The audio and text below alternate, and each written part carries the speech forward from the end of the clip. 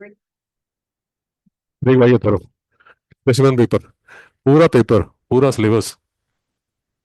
I think 2 या 3 दिन लगेंगे, सारा का सारा करा दिया जाएगा। ऐसे ही क्वेश्चन आने वाले हैं। समझ आ गया? सारे तेरे चैप्टर्स की रिवीजन हो जाएगी, जो टॉपिक्स हमने नहीं किया उसकी भी बात हो जाएगी। ठीक है? सर जी का पीडीएफ ये तुझे मिल जाएगा, मेहता जी का। ठीक है? इसे फोकस कर ले, 2-3 बार यही कर ले। ठीक है?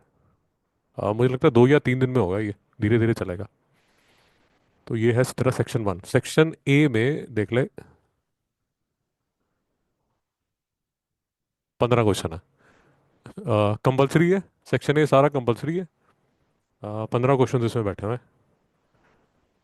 15 क्वेश्चन ये तो कंपलसरी है ही है। और ये क्वेश्चन नंबर 2, क्वेश्चन नंबर 3, ये कंपलसरी मतलब आई थिंक 40 नंबर का है शायद। सेक्शन ए जो है 40 नंबर का है। भैया थोड़ा समझ आ गया? तो फटाफट स्टार्ट करते हैं। Polynomial x is divided by x minus a. For x minus a to be factor of this polynomial the remainder should be. भैया थर्फ नहीं समझ आया? कोई चिंता नहीं। पॉलिनोमियल इन एक्स मतलब कोई एफ एक्स करके, ऐसे करके पॉलिनोमियल लिखा जाता है। इसको तूने डिवाइड किया एक्स माइनस ए से। For x minus a to be factor of the polynomial the remainder should be. अगर कोई भी चीज फैक्टर होती है, जैसे 9 का फैक्टर कौन है? 3। तो 3 3 9, रिमाइंडर क्या है? 0। तो आंसर 0। अब ये भाई ऐसा क्वेश्चन है कि इसमें अगर तूने फैक्टर थ्योरम की है नहीं किया, कोई प्रॉब्लम नहीं है। थोड़ा ध्यान से उसको पढ़ेगा तो समझ आ जाएगा। तेरे को डाउट है भाई? 400 रुपये पर month principal, 18 months, an qualifying sum of money. भाई ने अपनी तरफ से कोई नई टर्म मार्केट में डाल दी है। समझ आ गया? अब ये जो क्वालिफाइंग है भाई, थोड़ा सा मैं तुझे समझाने की कोशिश करता हूँ। देख, ये जो अभी हमने डिस्कस किया,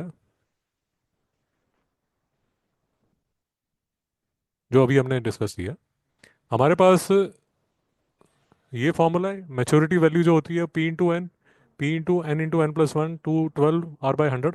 थोड़ा सा समझाने की कोशिश करता हूँ। अब इसमें ये भाई जो मार्केट में नई टर्म लेके आया है क्वालिफाइंग सम ऑफ मनी, इसका मतलब हुआ कि ये जो तेरा अमाउंट है, ये वाला, मतलब P into n plus 1 upon 2, ये तेरा क्वालिफाइंग सम है। मैं 2 मिनट लगा के समझा भी दूंगा कि ये कैसे आता है। ज़्यादा डिटेल में नहीं जाऊंगा, 2 मिनट लगाऊंगा, बट क्वालिफाइंग सम का मतलब क्या होता है वो समझ आ गया। तो इसमें तू पी की वैल्यू डालेगा 400 इंटू 18 इंटू 19 होल बटा 2। नहीं समझ में आया? भाई समझ आ गया? ये प्रिंसिपल अमाउंट मतलब मंथली जो तू डिपॉजिट करता है, 18 19 बटा 2।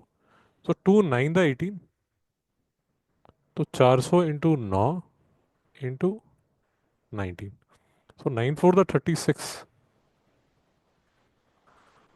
भाई समझ आ गया ना? 9 4 द 36 इंटू 9 9 6 द 54,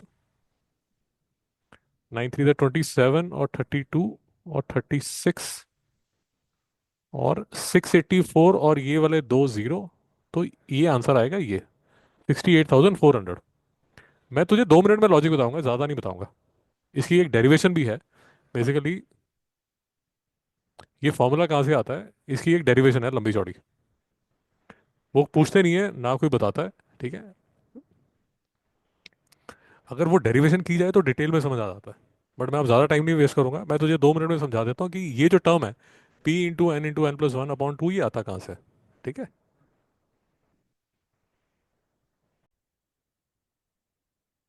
ये देख भाई, समझ आ जाए ठीक है, नहीं समझ आए तो भी चलेगा, कोई रोने धोने की जरूरत नहीं है। मेरी बात समझ में आ गई? तुझे ये तो समझ आ गया ना कि क्वालिफाइंग सम का मतलब क्या होता है? उसका फॉर्मूला तो समझ आ गया ना? क्वालिफाइंग सम का जो फॉर्मूला है वो है P into n plus 1 upon 2। जैसे कोई भी क्वालिफाइंग सम पूछे तो ये फॉर्मूला है, बात खत्म होगी। अगर समझना है तो 2 मिनट में समझा देता हूँ। 18 महीने तक तू पैसा डिपॉजिट करेगा। ये जो 400 रुपये तू डिपॉजिट करेगा, ये बेसिकली इसका जो इंटरेस्ट लगेगा वो 18 महीने तक लगेगा। मेरी बात समझ में आई? उसके बाद नेक्स्ट महीने में जो तू करेगा वो 17 महीने का इंटरेस्ट आएगा, फिर 16 का, फिर 15 का, 14 का, एंड सो ऑन। लास्ट जो तेरा पैसा होगा उस पे जो इंटरेस्ट लगेगा वो सिर्फ 1 महीने का इंटरेस्ट लगेगा। नहीं समझ में आया? रिपीट करूँ क्या? भाई पहला जो 400 रुपये है ना, उस पे जो इंटरेस्ट तू खाएगा वो 18 महीने का इंटरेस्ट खाएगा। दूसरा जो 400 रुपये है उस पे जो इंटरेस्ट खाएगा 17 महीने का खाएगा। उसके बाद जो है 16 महीने का। करते करते करते लास्ट जो तू 400 रुपये डिपॉजिट करता है उस पे सिर्फ 1 महीने का इंटरेस्ट मिलता है। अब ये जो सारा पैसा जो तू डिपॉजिट कर रहा है, इसको वो बोल रहा है क्वालिफाइंग प्रिंसिपल। उसका जो फॉर्मूला होगा वो ये होगा ये। भाई नहीं समझ में आया? भाई समझ आ गया ठीक है, नहीं समझ आया गोली मारो, चिंता मत करो। सिर्फ ये याद कर लो क्योंकि उसने स्पेसिमेन पेपर में डाला हुआ है और वर्ड यूज़ किया हुआ है कि क्वालिफाइंग सम ऑफ मनी क्या होता है। तो क्वालिफाइंग सम ऑफ मनी क्या होता है? P into n plus one upon two. बात खत्म। कोई डाउट है? सिंपल टॉपिक है यार। मैं तुझे इसलिए, ये वन ऑफ दोज टॉपिक्स है जिसमें कि गलती नहीं होनी चाहिए। समझ आ गया ना? इसमें सिर्फ एक डिफिकल्ट क्वेश्चन बनता है जिसमें कि आपको एन निकालना होता है और क्वाड्रेटिक इक्वेशन बनती है। कोई मुश्किल है?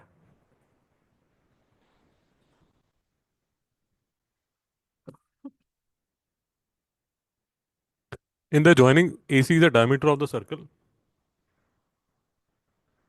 ए P is equal to 3 centimetre. सब कुछ दिया हुआ है। एक बात समझ लीजिए, जैसे ही डायमीटर आपको नजर आता है तो सबसे पहले तो इसको 90 खुद से मार्क कर लीजिए कि सर्कल के, अगर ये डायमीटर है तो ये जो एंगल है ये 90 होगा। भाई धरो कोई डाउट है? ये तो क्वेश्चन टू आगे जाने से पहले ही मार्क कर लीजिए।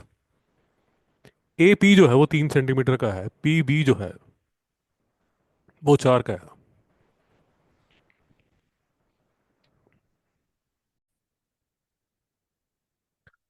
तो आपने ये 90 मार्क कर दिया, ये 3 सेंटीमीटर, ये 4 सेंटीमीटर। तो एरिया ए पी क्यू जो है, ए पी क्यू जो है वो 18 सेंटीमीटर स्क्वायर है। Area of the shaded portion Q P B C, ये जो शेडेड पोर्शन है इसका आपको एरिया निकालना है। भाई आपके कोर्स में भाई थरफ अगर एरिया का क्वेश्चन आ रहा है तो एरिया जो है वो सिर्फ सिमिलैरिटी में है। तो आपके दिमाग में घंटी बजनी चाहिए कि अगर ये एरिया का क्वेश्चन पूछा जा रहा है तो ये सिमिलैरिटी का क्वेश्चन होगा। भैया थारो कोई डाउट है?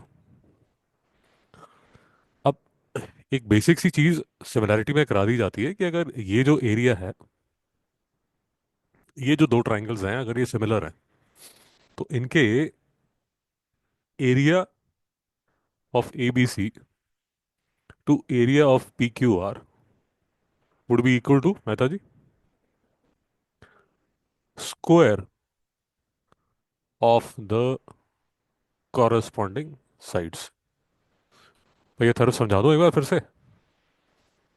भाई ये ए बी सी है, ये पी क्यू आर है। लेट अस अज्यूम तूने प्रूव कर दिया कि ये जो दोनों ट्राइंगल हैं ये सिमिलर हैं। तो अगर ये सिमिलर हैं तो area of A B C upon area of P Q R would be equal to A B square upon P Q square is equal to A C square upon P R square is equal to B C square upon Q R square. ये जो है भाई अथर्व, ये corresponding sides हैं। समझ आया या फिर से बताओ? भाई एक्स्ट्रा स्लो करा रहा हूँ, बता के कर रहा हूँ कि 2-3 लेक्चर लग जाएंगे इस पर, ताकि कोई तकलीफ ना आए। जब भी रिवीजन किसी भी टॉपिक का करना हो तो आपको पता है कि सिमिलरिटी में मोटा मोटा ये क्वेश्चन बनता है, इससे ज़्यादा कोई क्वेश्चन नहीं बनता। यहाँ तक समझ आ गया? अब आपको सिर्फ बताने के लिए कि ये सिमिलर ट्राइंगल्स हैं, तो सिमिलर ट्राइंगल की जो सबसे फेवरेट है वो ए है। तो ये वाला जो आप दो ट्राइंगल लेंगे, ए बी क्यू और A B C, A common है, पी जो है वो बी के इक्वल है, तो ट्राइंगल्स सिमिलर है, तो कॉरस्पॉन्डिंग साइड्स इनकी, उनकी जो रेशो होगी, तो area of this upon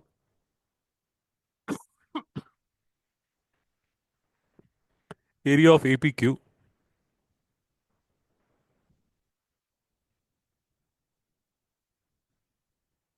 area of A P Q upon area of A B C is equal to corresponding sides का स्क्वायर। अब कॉरस्पॉन्डिंग साइड जो आपके सामने है वो है क्या, ये A P square upon A B square. Mehta ji ठीक है, तो ए पी स्क्वायर 9 है, ए बी स्क्वायर जो है 3 + 4 7, 7 का स्क्वायर 49। यहाँ तक ठीक है। अब area of A P Q जो है वो आपको 18 दिया हुआ है, तो ए बी सी मतलब बड़ा वाला जो एरिया है, उसका जो एरिया है वो किसके इक्वल होगा, 18 × 49 अपॉन 9, 98।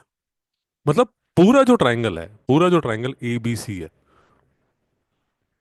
भाई ये तरफ समझ आ रहा है, पूरा ट्राइंगल एबीसी है भाई, पूरा ट्राइंगल एबीसी जो है उसका जो एरिया है वो 98 सेंटीमीटर स्क्वायर है। उसमें से 18 तूने निकाल दिया तो कितना बचा, 80। तो ये जो है इसका एरिया कितना होगा, 80, जो है ये। बेहतर जी ठीक है। इसमें ना एक गड़बड़ हो जाती है, बच्चे 98 डाल देंगे और वो जो दुष्ट है वो जान के 98 उन्होंने लिखा होता है। करो हाँ, वो सारे जो जो आंसर्स दिखने वाले हैं ना वो सब डालेंगे, वो 98 डालेंगे, 49 भी डालेंगे, सब डालेंगे। जो उनको पता है कि जहाँ बच्चा स्ट्रेस में फटाफट क्वेश्चन करेगा और गलती करेगा, वो उसी हिसाब से चॉइस डालता है कि जहां पर आप गलती करोगे ना वहीं पर कर लेंगे, जहां उनको पता है कि गलती होने वाली है। रैंडम चॉइसेस नहीं देते।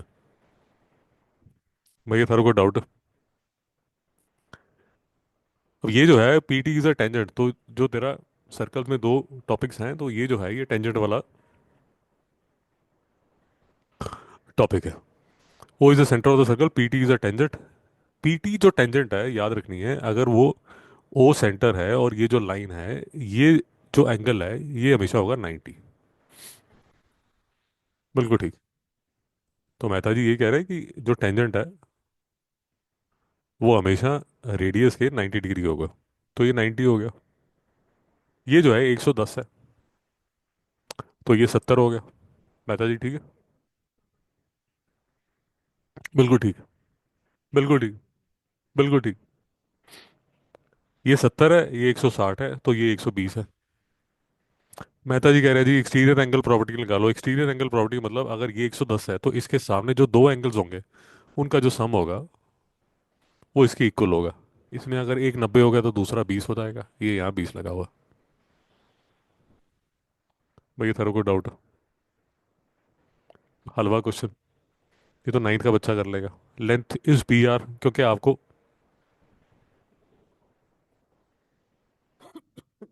9th में ट्रिग्नो शुरू हो जाती है, सीबीएसई वालों को 10th में कराई जाती है, तो आप तो 9th में भी ये क्वेश्चन कर सकते थे।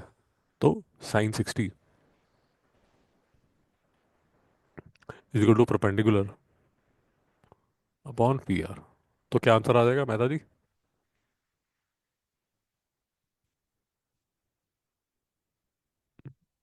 sin 60 कितना होता है भैया सर। बहुत बढ़िया। मेहता जी sin 60, बहुत बढ़िया सर।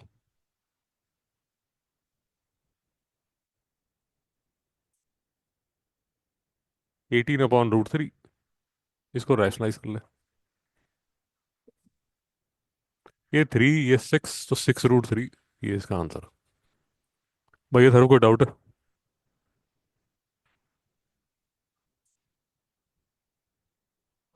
सर जी √3 × √3 3 हो गया। 3 जो है वो 18 से कटा, तो 6 हो गया। 6 इंटू √3 जो है वो ये 6 √3। कोई डाउट है? सॉलिड स्फीयर है, टू आइडेंटिकल हेमिस्फीयर्स बना लिए।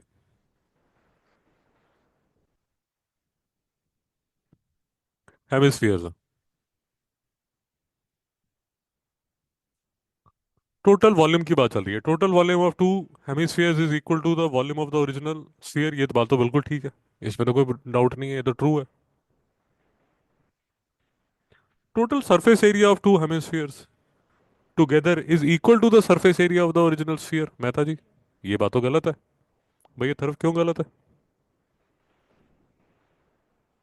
देख भाई, जो टोटल स्फीयर है उसका जो सरफेस एरिया है वो तो ये वाला सारा होगा।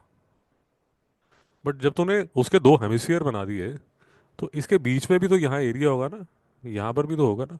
तो बेसिकली जब तूने दो हेमिस्फीयर बना दिए तो तूने सरफेस एरिया को इंक्रीज कर दिया। तो ये जो बात है ये क्या है, गलत है। नहीं समझ में आया?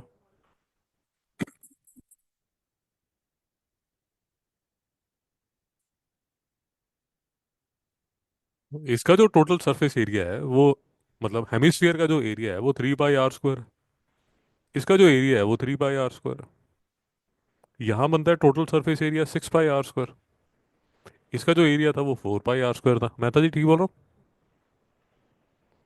तो ऑफ कोर्स ये ट्रू है। टू, ये सेकंड जो है वो फॉल्स है। भाई सारों को डाउट है? Sum of square of first 7 natural numbers is 140। तो 1 square plus 2 square plus 3 square plus 4 square जो भी है, इसका जो मीन है वो किसके इक्वल है, 140 के।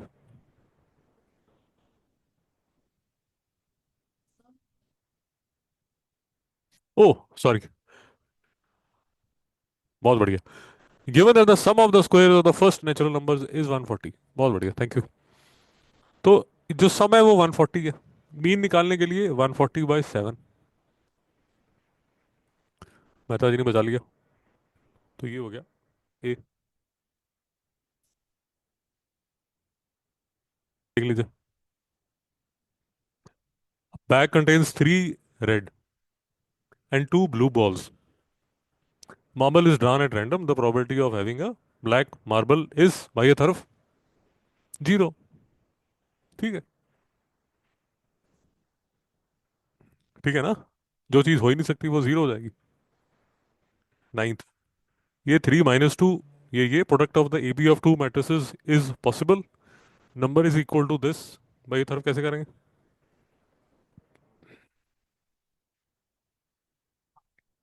इसका ऑर्डर क्या है? इसका ऑर्डर क्या है? ऑर्डर याद है क्या होता है? और सर जी ऑर्डर का मतलब क्या होता है?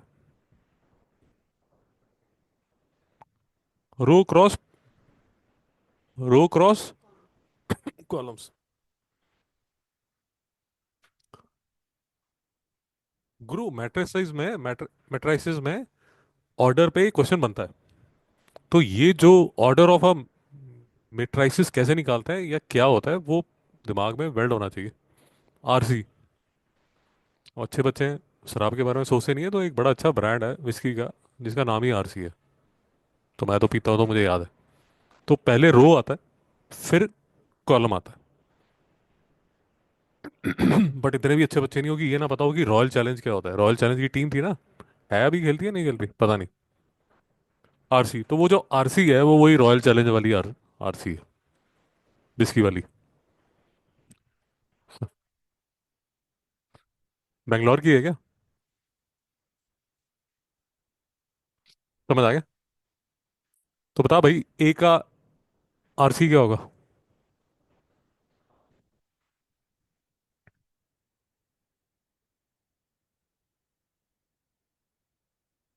कितनी रोज हैं इसमें?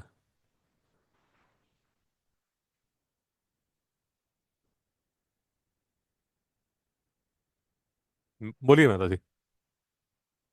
1 रो 2 कॉलम। 2 रो 2 कॉलम। ठीक है। अब जब भी प्रोडक्ट निकालना हो मेहता जी, ये जो बीच वाले जो हैं ये सेम होने चाहिए। अगर ये सेम है तो बिल्कुल ठीक है। और इनका जो प्रोडक्ट होगा, ये तरफ समझ आ रहा है? रिपीट कर रहा हूँ। दो मेट्राइसिस को अगर तूने मल्टीप्लाई करना है, तो रो कॉलम करके लिख लिया। बीच वाले जो नजर आएंगे वो सेम होने चाहिए, ये चेक। और जो आंसर होगा, जो मेट जो मेट्राइसिस जो मैट्रिक्स बनेगा, उसका जो ऑर्डर होगा, दैट विल बी 1 क्रॉस 2।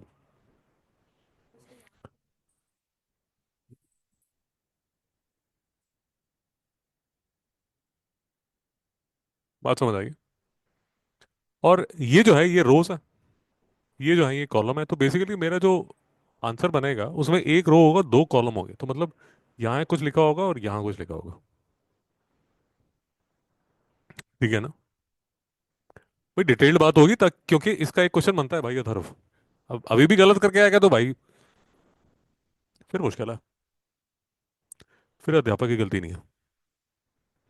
तो product A B of two matrices is possible, हाँ जी बिल्कुल पॉसिबल है। ट्रू हो गया।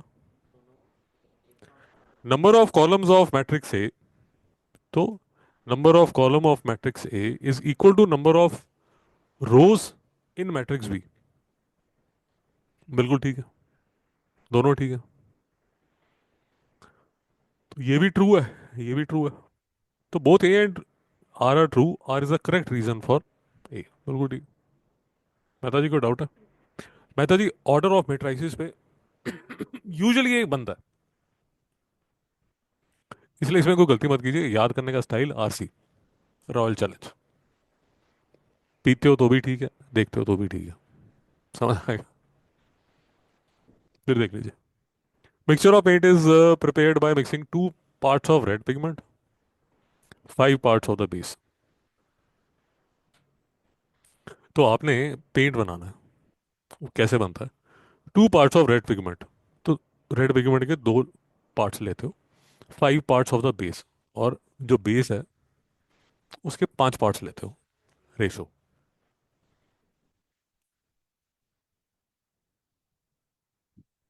ठीक है? तो 2 parts of the red segment और 5 जो है वो है बेस।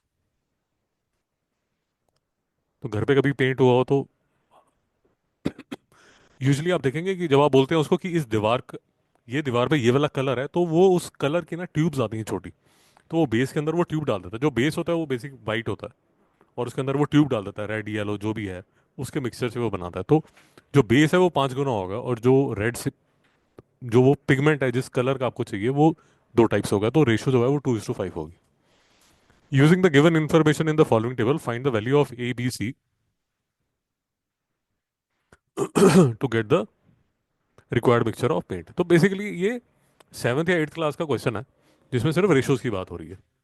तो अगर ये 4 है, तो ये 2 का मल्टीपल है, तो ये 2 का मल्टीपल है, तो ये जो है ये 10 होगा।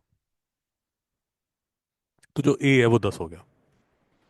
फिर से 5 कितने का? हाँ, सी से कर लेते हैं, इजी है।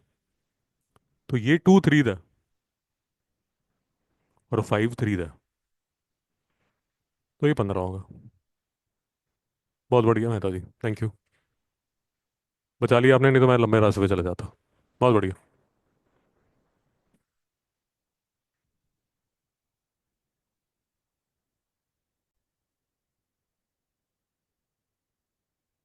Article which is marked at 1200 is available at a discount of 20%।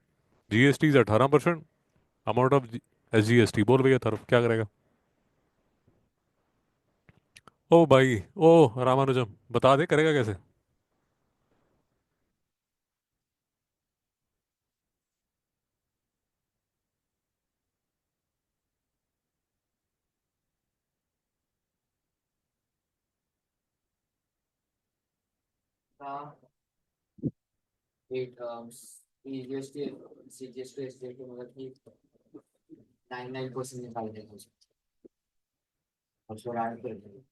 तू कह रहा है 1200 में से 240 रुपये तो सर डिस्काउंट ही है, तो इसको तो माइनस कर दो। तो 960 रुपीज बचा।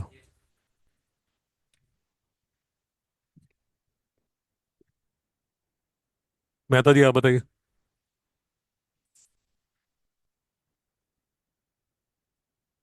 तो 960 रुपये है। इस पे जीएसटी लगेगा। इस पे जीएसटी लगेगा। तो कितना अमाउंट आता है Mehta ji? I am sorry. हाँ, क्योंकि आप वो स्टेट ले रहे हैं, स्टेट ले रहे हैं। तो इसका हाफ यहीं पर कर दीजिए। तो 2 9 द 18 कर दीजिए, कैलकुलेशन आपकी सिंपल हो जाएगी। तो 9 6 द 54। 9 9 द 81 86। 86। ये हो जाएगा 86। कोई डाउट है भाई? हाँ जी, क्या रहा जी, क्या करेंगे? करिए, आगे करिए क्वेश्चन। हाँ, स्टार्ट कर दो।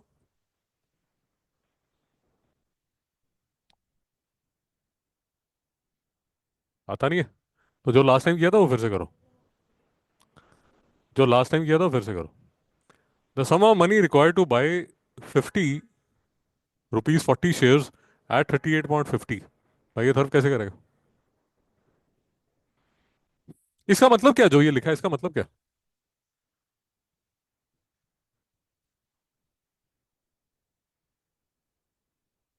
बहुत बढ़िया, गजब। आग लगा दी। बहुत बढ़िया। वो 40 रुपए का शेयर था, बट अभी वो डिस्काउंट पे है, जैसे मार्केट टूटी हुई है, मेहता जी को पता होगा। हाँ जी, मार्केट में 38.5 का। नहीं समझ में आया। तो तूने, जी 50 शेयर लेने हैं, तो इंटू 50 करेंगे। बोल भाई कितना आएगा तरफ? तो लास्ट में 5 होना चाहिए। 5 5 द 25, तो 1925। ठीक है मेहता जी। जी, क्योंकि 5 5 द 25 है ना, तो लास्ट में 5 होना चाहिए। बोल भैया तरफ x² - 1 = 0, इसके रूट्स क्या क्या क्या होंगे? तो x = अच्छा। अर्नव जी, x² 1 है तो x क्या होगा? x² 1 है तो x क्या होगा? अच्छा, बढ़िया। मेहता जी बताइए।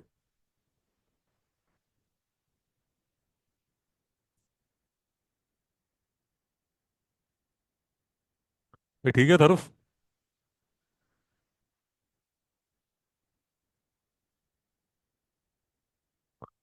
विच of the following equation represents a line equally inclined to the axis?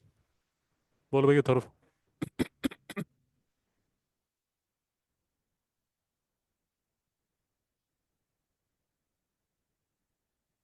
Mehta जी कैसे करें? बहुत बढ़िया। जो स्लोप है, या तो 1 होनी चाहिए या -1 होनी चाहिए। बहुत बढ़िया। ये 1 है, ये -1 है। अब इन दोनों में से कोई भी हो सकती है। भाई ये तरफ समझ आ रहा है, नहीं आ रहा?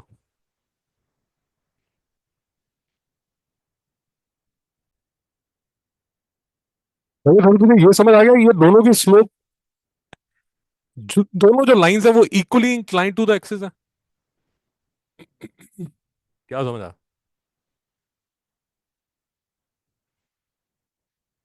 देख भाई, फिर से देख ले। ये जो लाइन है, ये जो लाइन है, इसका इससे 45 डिग्री का एंगल है। तो जो स्लोप है वो tan थीटा होती है।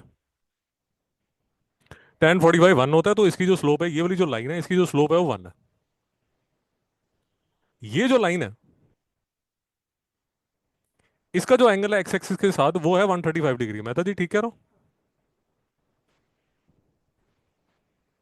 tan ऑफ 135 - 1 होता है। समझ आ रहा है? ठीक है, नहीं आ रहा गोली मारो। अगर थोड़ा सा टेक्निकल होना चाहते हो, तो tan ऑफ 135 जो है वो -1 होता है। तो ये वाली लाइन और ये वाली लाइन, इसका स्लोप 1 है, इसका स्लोप -1 है, and both of these lines are equally inclined to the axis.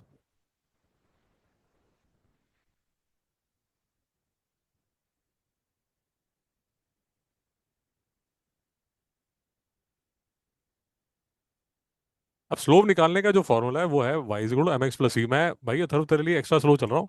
y is equal to M X plus C formula होता है। अब इसको तो मैनिपुलेट करेगा तो ये बनेगा x-7 is equal to Y.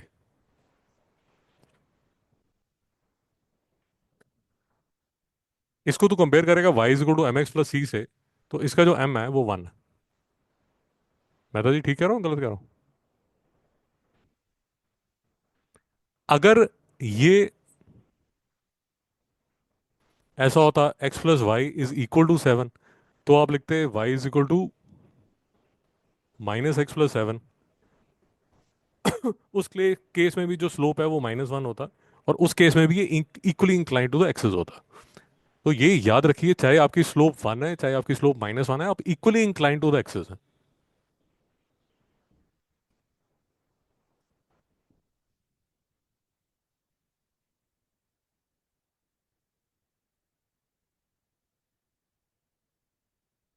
याद है? ठीक है।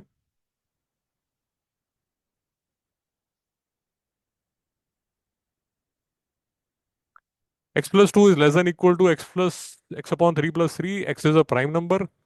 The solution set for axes. अब थोड़ा सा आराम से सॉल्व कर लीजिए।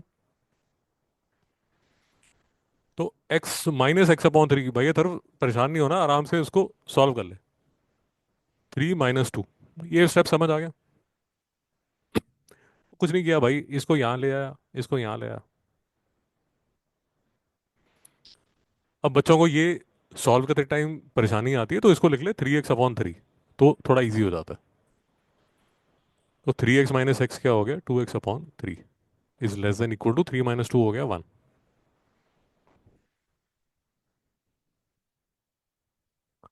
तो 2x is less than equal to 3, x is less than equal to 3/2, x is less than equal to 1.5। अब जो तेरा x है वो चाहिए प्राइम नंबर।